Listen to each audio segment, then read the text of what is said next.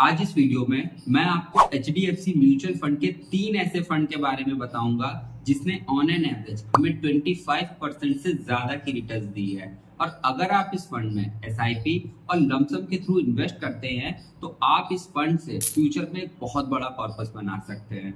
तो आज की इस वीडियो में मैं आपको ना सिर्फ उन फंड्स के नाम बताऊंगा बल्कि पूरी कैलकुलेशन के साथ विथ प्रूफ दिखाने भी वाला हूं कि अगर आप इस फंड में 500, 1000 और 2000 रुपए की SIP के साथ अपनी इन्वेस्टमेंट को शुरू करते हैं तो आप कितने रुपए इस फंड से बना सकते हैं। तो वीडियो को कंप्लीट ध्यान से समझिएगा और अगर वीडियो के रिगार्डिंग कोई भी क्वेश्चन रह जाता है तो आप उसे कमेंट करके पूछ सकते हैं। मैं कमेंट में आपके सवाल का जवाब दे दूंगा। और चैनल पर पहली बार आए तो इसे सब्सक्राइब कर लीजिए और पुराने हैं तो नोटिफिकेशन बेल ऑन कर लीजिए।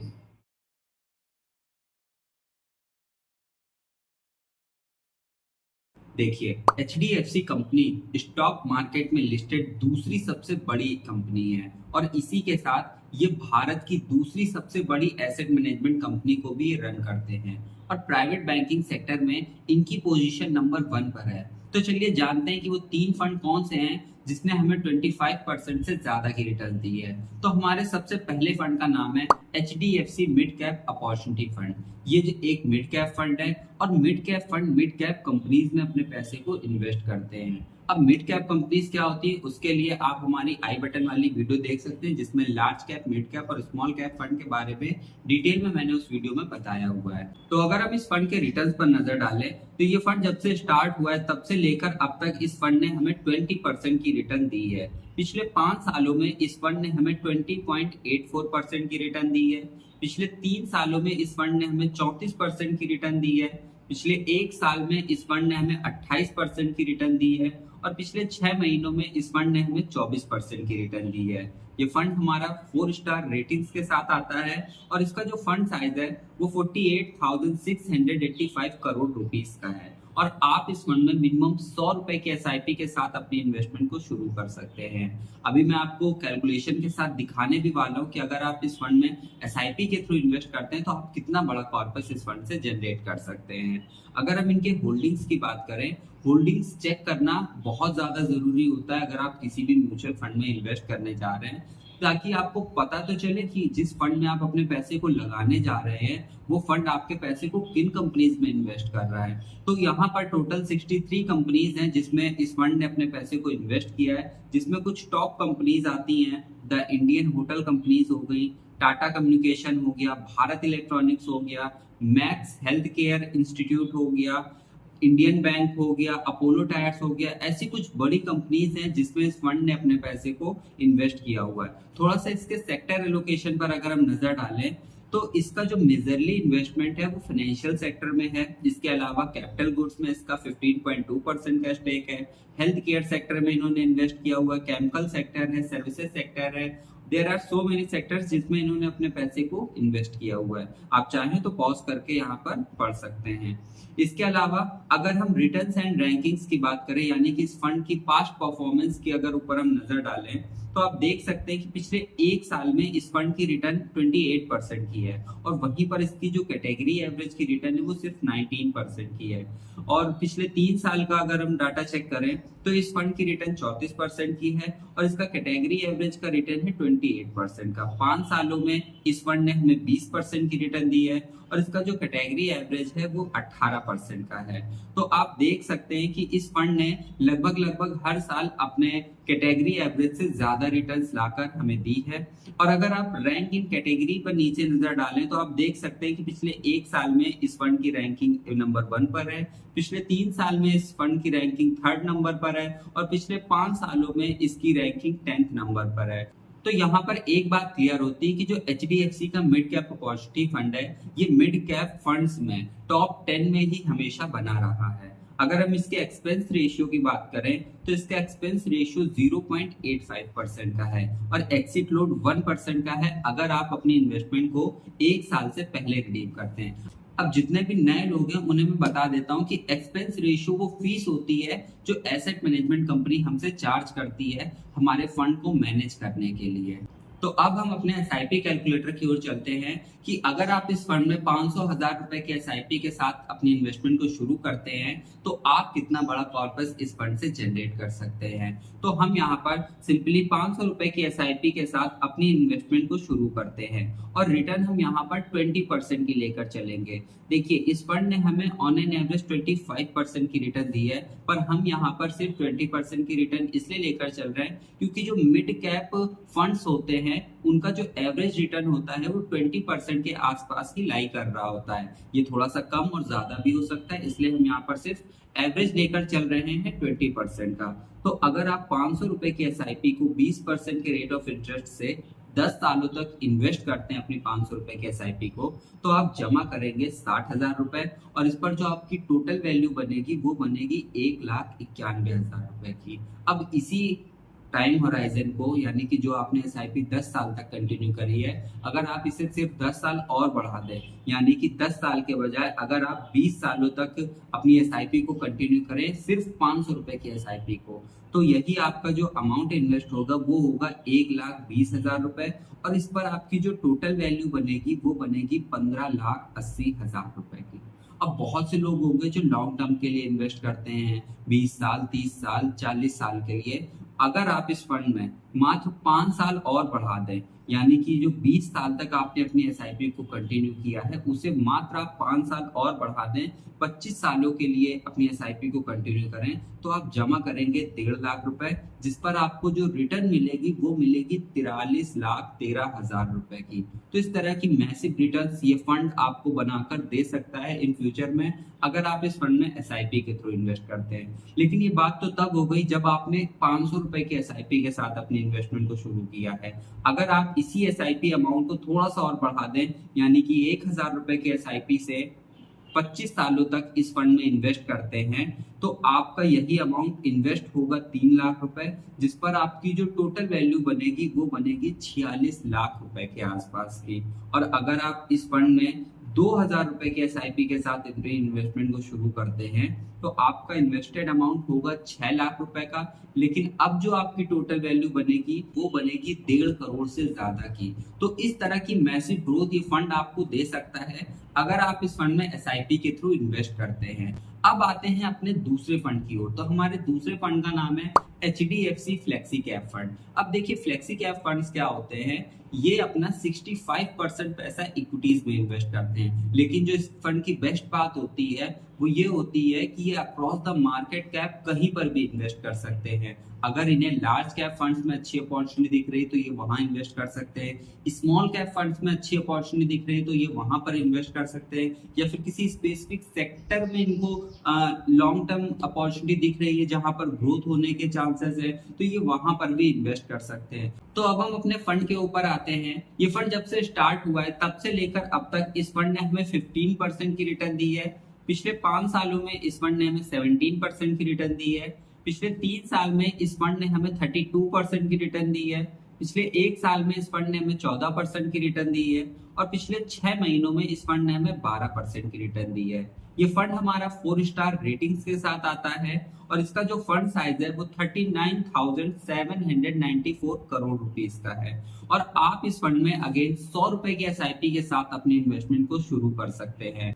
अब हम इस फंड के होल्डिंग्स पर नजर डालते हैं कि आखिर जो पैसा हम इसमें इन्वेस्ट करने जा रहे हैं वो इन्वेस्ट किन कंपनीज में हो रहा है। तो इस फंड ने टोटल 42 कंपनीज में अपने पैसे को इन्वेस्ट किया हुआ है, जिसमें कुछ टॉप कंपनीज हैं ICICI bank, HDFC bank, NTPC, State Bank of India, HCL, Cipla, SBI life insurance company, Mahindra and Mahindra tech, इस तरीके की टॉप कंपनीज है जिसमें इस फंड ने अपने पैसे को इन्वेस्ट किया हुआ है। इनके सेक्टर एलोकेशन पर अगर हम नजर डालें तो इस फंड का जो मेजरली इन्वेस्टमेंट है वो फाइनेंशियल सेक्टर में है, एनर्जी सेक्टर में है, टेक्नोलॉजी सेक्टर में है, हेल्थ केयर सेक्टर में है। इस तरीके से और भी सेक्टर्स है जिसमें इस फंड ने अपने पैसे को इन्वेस्ट किया हुआ है। अगर हम इनके रिटर्न्स और रैंकिंग्स की बात करें यानी कि जिससे हमें पता चलता है कि इस फंड की परफॉर्मेंस कैसी है, तो अगर हम इसकी परफॉर्मेंस पर नजर डालें तो आप देख सकते हैं कि पिछले 1 साल में इस फंड की जो रिटर्न है वो 14% की है और इसका जो कैटेगरी एवरेज का रिटर्न है वो 10% का है, यानी कि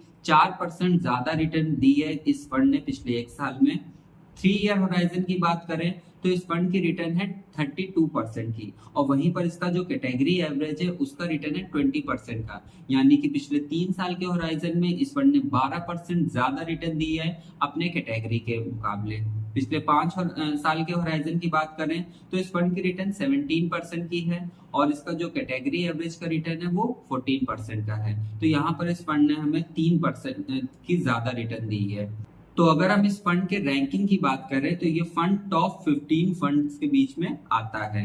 एक्सपेंस रेशियो की बात करें तो एक्सपेंस रेशियो इसका 0.94% का है, और एक्सिट लोड 1% का है अगर आप अपनी इन्वेस्टमेंट को 1 साल से पहले रिडीम करते हैं।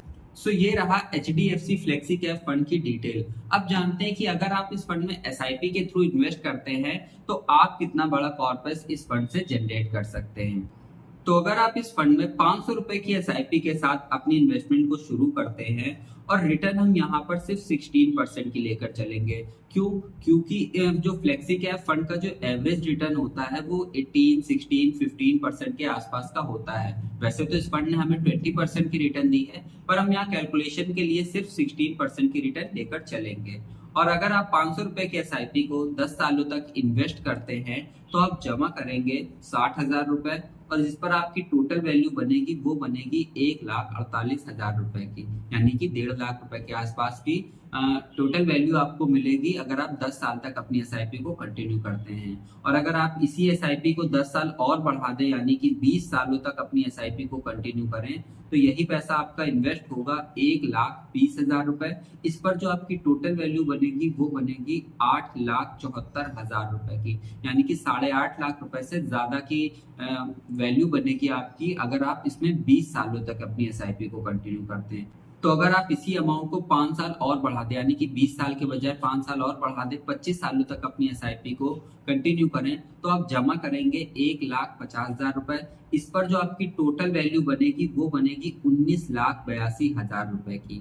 तो इस तरह की रिटर्न आप इस फंड से जनरेट कर सकते हैं अगर आप 500 रुपए के SIP के साथ इस फंड में इन्वेस्ट करना चाहते हैं।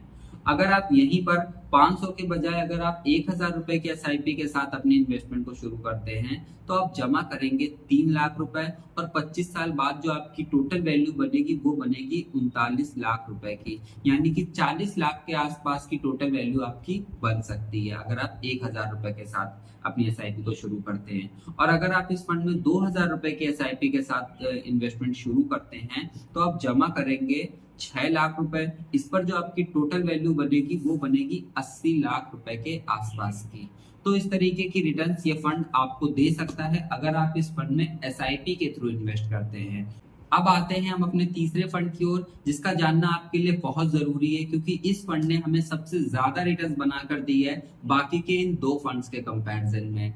तो इस फंड का नाम है HDFC स्मॉल कैप फंड। देखिए, स्मॉल कैप फंड जो होते हैं वो स्मॉल कैप कंपनीज में अपने पैसे को इन्वेस्ट करते हैं। अभी स्मॉल कैप कंपनीज क्या होती हैं ये आपको अगेन उसी वीडियो में मिल जाएगा जहां पर मैंने लार्ज, मिड और स्मॉल कैप कंपनीज के बारे में बताया हुआ है। तो अगर हम इस फंड की डिटेल्स पर आए तो ये फंड जब से स्टार्ट हुआ है तब से लेकर अब तक इस फंड ने हमें 19 यानी कि 20% की रिटर्न दी है, और पिछले 5 साल में इस फंड ने हमें 20.80% की रिटर्न दी है। पिछले 3 साल में इस फंड ने हमें 40% की रिटर्न दी है। पिछले 1 साल में इस फंड ने हमें 33% की रिटर्न दी है, और पिछले 6 महीने में इस फंड ने हमें 23% की रिटर्न दी है। देखिए, यहाँ पर रिटर्न्स आपको बहुत ज्यादा देखने को मिल रही है, लेकिन जो स्मॉल कैप फंड्स होते हैं वो थोड़ा सा ज्यादा रिस्की होते हैं, इसलिए अगर आप ज्यादा रिस्क लेंगे तो आपको ज्यादा रिटर्न्स भी मिल सकती है इस फंड के थ्रू। रेटिंग्स की बात करें तो ये फंड हमारा 3 स्टार रेटिंग के साथ आता है। फंड साइज इसका 23,251 करोड़ रुपीस का है, और अगेन आप इस फंड में 100 रुपए की SIP के साथ अपनी इन्वेस्टमेंट को शुरू कर सकते हैं। होल्डिंग्स की बात करें कि हमारा पैसा इन्वेस्ट कहाँ किया जा रहा है, तो हमारा पैसा इन्वेस्ट किया जाएगा टोटल 76 कंपनीज हैं, जिसमें जो टॉप कंपनीज हैं वो सोनाटा सॉफ्टवेयर है, बैंक ऑफ बड़ौदा है, IDFC है, बजाज इलेक्ट्रिकल्स है, SKF इंडिया है, के इंडस्ट्री है। इस तरीके की कुछ टॉप कंपनीज हैं जिसमें हमारे पैसे को इन्वेस्ट किया जाएगा। सेक्टर एलोकेशन पर अगर हम थोड़ी सी नजर डालें तो इसका जो मेजरली इन्वेस्टमेंट है वो सर्विसेज सेक्टर में है। इसके अलावा फाइनेंशियल सेक्टर में इन्होंने इन्वेस्ट किया हुआ है, हेल्थ केयर सेक्टर में इस फंड ने इन्वेस्ट किया हुआ है, केमिकल सेक्टर है, इसके अलावा और भी सेक्टर्स हैं जिसमें इस फंड ने अपने पैसे को इन्वेस्ट किया हुआ है। अगर हम इनकी परफॉर्मेंस की बात करें इस फंड की, तो इस फंड ने पिछले एक साल में हमें दिया है 33% का रिटर्न, और वहीं पर इसके कैटेगरी का जो एवरेज है वो निकल कर आया है 24% का, यानी कि इसने 9% ज्यादा रिटर्न दी है पिछले एक साल में। 3 ईयर होराइजन की बात करें तो इस फंड की रिटर्न है हमारी 40% की, और वहीं पर इसका जो कैटेगरी एवरेज है वो है 34% का, यानी कि इसने 6% ज्यादा रिटर्न दी है पिछले 3 साल में। 5 ईयर होराइजन की बात करें तो इस फंड की रिटर्न है 20% की, और इसका जो कैटेगरी एवरेज है वो है यहाँ पर 21.9% यानी कि 22%। तो लगभग 1-1.5% की रिटर्न यहाँ पर हमें कम देखने को मिली है 5 ईयर होराइजन में, और जब से फंड स्टार्ट हुआ है तब से लेकर अब तक 20% की रिटर्न दी है। और रैंकिंग की बात करें तो ये फंड भी हमारा स्मॉल कैप फंड्स कैटेगरी में टॉप 15 फंड्स के अंदर ही आता है। एक्सपेंस रेशियो की बात करें तो एक्सपेंस रेशियो इसका 0.74% का है। एक्सिट लोड की बात करें तो 1% का है, अगर आप अपनी इन्वेस्टमेंट को एक साल से पहले रिडीम करते हैं। तो चलिए अब चलते हैं अपने एसआईपी कैलकुलेटर पर, यह देखने के लिए कि अगर आप इस फंड में अपनी एसआईपी को शुरू करते हैं तो आप कितना बड़ा कॉर्पस जनरेट कर सकते हैं। अगर आप इस फंड में 500 रुपए की एसआईपी के साथ अपनी इन्वेस्टमेंट को शुरू करते हैं और रिटर्न हम यहाँ पर 25% की लेकर चलेंगे, इस फंड ने हमें ऑन एन एवरेज 28% की रिटर्न दी है, पर हम कैलकुलेशन के लिए यहाँ पर सिर्फ 25% की रिटर्न लेकर चलेंगे, क्योंकि स्मॉल कैप फंड्स का जो एवरेज रिटर्न होता है वो 20 से 25% के आसपास होता है। जनरली 25% होता है, अगर बहुत कम हुआ तो 20% के आसपास तक चला जाता है। तो हम यहाँ पर 25% की रिटर्न लेकर चल रहे हैं। तो अगर आप 500 रुपए के एसआईपी को 25% के इंटरेस्ट से ग्रो करते हैं और अगले 10 सालों तक अपनी एसआईपी को कंटिन्यू करते हैं तो आप जमा करेंगे 60,000 रुपए। इस पर जो आपकी टोटल वैल्यू बनेगी वो बनेगी 2,66,000 रुपए की, यानी कि 2.25 लाख रुपए की आपकी टोटल वैल्यू बन सकती है। और वही अगर आप इसको 10 साल और बढ़ा दें, यानी कि 20 सालों तक अपनी एसआईपी को कंटिन्यू करें, तो आप जमा करेंगे 1,20,000 रुपए, लेकिन जो अब आपकी टोटल वैल्यू बनेगी वो बनेगी 34,29,000 रुपए की। अगर आप इसी इन्वेस्टमेंट होराइजन को 5 साल सिर्फ और बढ़ा दें, यानी कि 20 के बजाय 25 सालों तक अपनी एसआईपी को कंटिन्यू करें, तो आप जमा करेंगे 1.5 लाख रुपए, और अब आपकी जो टोटल वैल्यू बनेगी वो 1 करोड़ से ज्यादा की बनेगी। वो तब बनेगी जब आप 500 रुपए की एसआईपी के साथ अपने इन्वेस्टमेंट को शुरू करते हैं। और वहीं पर अगर आप इस एसआईपी अमाउंट को थोड़ा सा बढ़ा दें, यानी कि 500 के बजाय अगर आप 1,000 रुपए की एसआईपी के साथ अपनी इन्वेस्टमेंट को शुरू करें, तो आप जमा करेंगे 3 लाख रुपए, जिस पर आपकी टोटल वैल्यू बनेगी वो 2.25 लाख रुपए से ज्यादा, 2.25 करोड़ रुपए से ज्यादा की बनेगी। और वहीं पर अगर आप इस फंड को 1,000 के बजाय 2,000 रुपए की एसआईपी के साथ शुरू करते हैं, तो आप जमा करेंगे 6 लाख रुपए। इस पर जो आपकी टोटल वैल्यू बनेगी वो बनेगी 4,75,00,000 रुपए, यानी कि 4.25 करोड़ रुपए या 4.5 करोड़ रुपए आप मान सकते हैं अगर आप 2,000 रुपए की एसआईपी से इस फंड में शुरू करते हैं इन्वेस्टमेंट को। सो ये रहे HDFC के वो बेस्ट एसआईपी प्लान जिसमें आप अपनी एसआईपी को शुरू कर सकते हैं अपने रिस्क और अपने इन्वेस्टमेंट होराइजन के बेसिस पर। और ये वीडियो कोई रिकमेंडेशन नहीं है, ये सिर्फ एक एजुकेशनल वीडियो है। आप अपनी रिसर्च खुद कर लीजिएगा, उसके बाद अगर आपको ठीक लगता है तो आप इस फंड में इन्वेस्ट कर सकते हैं। देखिए, तीनों ही फंड बहुत अच्छे फंड हैं, और तीनों ही फंड में से किसी एक फंड को चूज करना आपके लिए थोड़ा मुश्किल हो सकता है, इसलिए इस मुश्किल को थोड़ा सा आसान बनाते हैं। देखिए, अगर आप स्मॉल कैप फंड में इन्वेस्ट करते हैं, इसका मतलब है कि आपका जो इन्वेस्टमेंट होराइजन है वो 5 साल से 10 साल तक का है, और जो रिस्क है वो आपका हाइयर है। अगर आप हाइयर रिस्क ले सकते हैं, इन्वेस्टमेंट होराइजन आपका 5 से 10 साल के बीच का है, तो आप स्मॉल कैप फंड में इन्वेस्ट कर सकते हैं। फ्लेक्सी कैप फंड में आप तब इन्वेस्ट कर सकते हैं जब आपका इन्वेस्टमेंट होराइजन 3 साल से 5 साल के बीच का हो और आप मॉडरेट रिस्क लेकर चलना चाहते हैं, तो आप फ्लेक्सी कैप फंड में इन्वेस्ट कर सकते हैं। मिड कैप फंड में आप तब इन्वेस्ट कर सकते हैं जब आपको ज्यादा रिस्क नहीं लेना है, लोअर रिस्क लेना है, लोअर रिस्क के साथ इन्वेस्ट करना है